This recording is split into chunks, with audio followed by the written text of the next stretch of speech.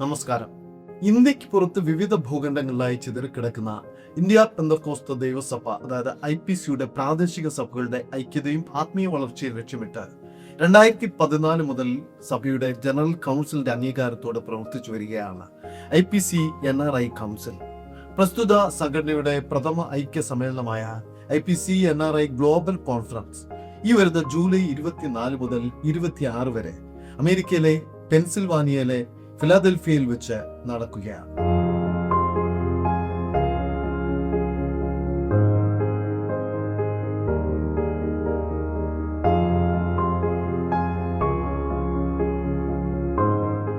Conference ഒരുക്കങ്ങളെക്കുറിച്ച് convener pastor doctor George Mathew harvest TV പ്രേക്ഷകരോട് സംസാരിക്കുന്നു.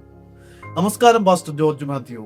ഇങ്ങനെ ഒരു മികച്ച സംരംഭത്തിന് ആദ്യമായി സംഘാടകരെ അഭിനന്ദനം അറിയിക്കുന്നു. IPC NRI കൗൺസിലിന്റെ ആദ്യ കോൺഫറൻസ് ആണല്ലോ ഇത്. ഇങ്ങനെ ഒരു ആശയം എങ്ങനെയാണ് ഉണ്ടായത്? IPC NRI കൗൺസിൽ എന്ന് പറയുന്ന ഒരു പ്രവർത്തനം 2014 ആരംഭിച്ചതാണ്. ഇതിൻ്റെ ആഭിമുഖ്യത്തിൽ പല ജീവകാരുണ്യ പ്രവർത്തനങ്ങളും സഭയുടെ പുരോഗതിക്ക് വേണ്ട ഫണ്ട് ഡെവലപ്മെൻറ്റും ഒക്കെ നടക്കുകയുണ്ടായി. എന്നാൽ ലോകമെങ്ങും ചെറിയ പറക്കുന്ന IPC വിശ്വാസികളെ ഒന്നിപ്പിക്കുക എന്നുള്ള ആശയം ഉരുത്തിരികയും അങ്ങനെ ഒരു കോൺഫറൻസ്, വേൾഡ് വൈഡ് കോൺഫറൻസ് നടത്തുവാൻ IPC നേതൃത്വം തീരുമാനിക്കുകയും ചെയ്തതിൻ്റെ ഫലമായിട്ടാണ് NRI കൗൺസിൽ അതിന് മുൻകൈ എടുത്ത് ഇങ്ങനെ ഒരു കോൺഫറൻസ് ആരംഭിക്കാനിടയായത്. ഈ കോൺഫറൻസ് IPCയുടെ നോർത്ത് അമേരിക്കൻ ചർച്ചുകൾക്ക് മാത്രമായുള്ള കോൺഫറൻസ് ആണോ? പലരും തെറ്റിദ്ധരിക്കുന്ന ഒരു ചോദ്യമാണിത്. ഇത് നോർത്ത് അമേരിക്കയിൽ വേണ്ടി മാത്രമല്ല, 25 രാജ്യങ്ങളിലായി IPCയുടെ പ്രവർത്തനങ്ങൾ വ്യാപിച്ചിരിക്കുകയാണ്. ഇപ്പോൾ യൂറോപ്പിലും ഗൾഫ് രാജ്യങ്ങൾ, ഓസ്ട്രേലിയ മുതലായ സ്ഥലങ്ങളിലുണ്ട്. അങ്ങനെയുള്ള എല്ലാ ലോകമെമ്പാടുമുള്ള IPC പ്രവർത്തകർക്ക് വേണ്ടിയുള്ളതാണ്. ഫിലദൽഫിയ ചരിത്രപരമായ പല കാരണങ്ങൾ കൊണ്ട് തന്നെ അമേരിക്കയിൽ വളരെ പ്രധാനപ്പെട്ട ഒരു സ്ഥലമാണ്. ആ കാരണമാണോ പ്രഥമ കോൺഫറൻസിന് തന്നെ ഫിലദൽഫിയ തിരഞ്ഞെടുക്കാൻ കാരണമായത്? യുണൈറ്റഡ് സ്റ്റേറ്റ്സ് രൂപീകരിച്ചതിന്റെ 250 വാർഷികം ആണല്ലോ. ആ സന്ദർഭത്തിൽ അമേരിക്കയുടെ ആദ്യ തലസ്ഥാനമായ ഫിലദൽഫിയ വെച്ച് നടത്തുവാൻ തീരുമാനിച്ച ഒരു ദൈവിക നിയോഗമാണ്. ഇത് നേരത്തെ പ്രീപ്ലാൻഡ് അല്ല, അങ്ങനെ സംഭവിച്ചു എന്ന് പറഞ്ഞാൽ മതി. അതുപോലെ മറ്റൊരു കാര്യം, കോൺഫറൻസ് നടക്കുന്ന ഷെറാട്ടൺ ഹോട്ടലും എയർപോർട്ടും തമ്മിൽ എന്ത് ദൂരമുണ്ടാകും? വിശ്വാസികൾക്ക് വേഗത്തിൽ എത്തിച്ചേരാൻ ഇത് സൗകര്യപ്രദമാണോ? ഈ ഹോട്ടലും എയർപോർട്ടും തമ്മിൽ ഏകദേശം 10 മൈലിന്റെ വ്യത്യാസമേ ഉള്ളൂ. പ്രത്യേകിച്ച് ഇന്നത്തെ കോൺഫറൻസുകളിൽ വിശ്വാസികളുടെ യാത്രാ സൗകര്യങ്ങൾ സംഘാടകർ വളരെ ശ്രദ്ധിക്കാറുണ്ട്. കോൺഫറൻസിൽ പങ്കെടുക്കാൻ എത്തുന്നവരെ എയർപോർട്ടിൽ നിന്ന് തന്നെ സ്വീകരിക്കുന്നതിനുള്ള ക്രമീകരണമുണ്ടോ? കോൺഫറൻസിന് വരുന്ന പ്രീ രജിസ്റ്റർ ചെയ്ത് ഞങ്ങളെ അറിയിക്കുന്ന എല്ലാവർക്കും തന്നെ എയർപോർട്ടിൽ നിന്ന് ഹോട്ടലിലേക്ക് ട്രാൻസ്പോർട്ടേഷൻ ക്രമീകരിച്ചിട്ടുണ്ട്. IPC NRI കൗൺസിലിന്റെ പ്രഥമ കോൺഫറൻസ് ആണ്. അതുകൊണ്ട് തന്നെ ഏറ്റവും മെച്ചപ്പെട്ട തലത്തിൽ അത് പൂർത്തീകരിക്കുവാൻ സംഘാടകർ ആഗ്രഹിക്കുന്നുണ്ടാകും. കോൺഫറൻസിനായി ഇതുവരെയുള്ള ഒരുക്കങ്ങൾ എന്തൊക്കെയാണ്? രജിസ്ട്രേഷൻ, മറ്റു ക്രമീകരണ? ഇതിന്റെ ഒരുക്കങ്ങൾ വളരെ നല്ല രീതിയിൽ പോകുന്നു. വെള്ളിയാഴ്ച രാവിലെ 10 മണിക്ക് കോൺഫറൻസ് ആരംഭിക്കും. അതിൽ ആദ്യം പാസ്റ്റേഴ്സ് ആൻഡ് വർക്കേഴ്സ് കോൺഫറൻസ് ആണ്. വെള്ളിയാഴ്ച ഉച്ച കഴിഞ്ഞ് റിവൈവൽ മീറ്റിംഗ് നടക്കും. അനുഗ്രഹീതമായ ഉണർവ് പ്രാസംഗികർ അതിൽ സംസാരിക്കും. ശനിയാഴ്ച യുവജനങ്ങൾക്കായുള്ള പ്രത്യേക മീറ്റിങ്ങും ഉച്ച കഴിഞ്ഞ് സഹോദരിമാർക്കുള്ള മീറ്റിംഗും ഉണ്ട്.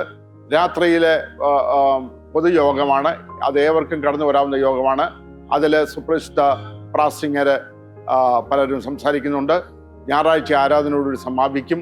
വളരെ വിഭവസമർത്ഥമായ ആഹാരം, നമ്മുടെ ഇന്ത്യൻ സ്റ്റൈലിലും അമേരിക്കൻ സ്റ്റൈലിലും ഉള്ള വിഭവസമർത്ഥമായ ആഹാരം ക്രമീകരിച്ചിട്ടുണ്ട്.